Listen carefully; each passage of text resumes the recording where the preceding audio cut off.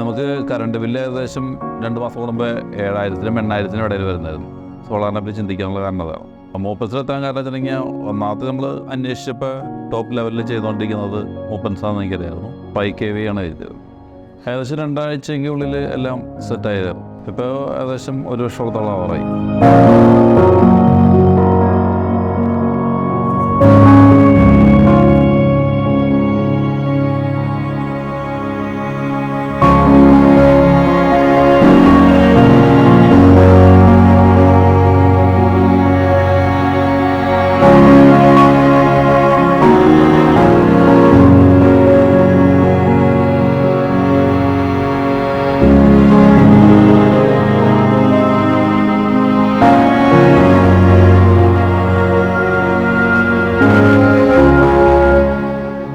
നമുക്ക് വെച്ചതിന് ശേഷം നമുക്ക് മറ്റേ മീറ്ററിൻ്റെ റെൻറ്റ് മാത്രമേ വന്നിട്ടുള്ളൂ. അഡീഷണൽ പൈസ അങ്ങനെ വന്നിട്ടില്ല. ഇത് ബുക്കിംഗ് മുമ്പാണ് 7,000 to 8,000 വരെ വരുമായിരുന്നു. ഇപ്പോഴത്തെ ഇതിൽ നമുക്ക് ഇത്രയും വലിയ കറണ്ട് ബില്ല് വന്നിട്ടുണ്ടെങ്കിൽ എന്തായാലും സോളാർ വയ്ക്കുന്നതാണ് ലാഭം. ഒരു 5,000 മേലേക്ക് എന്തായാലും കറണ്ട് ബില്ല് ഉണ്ടെങ്കിൽ സോളാർ വയ്ക്കുന്നതായിരിക്കും മെച്ചം.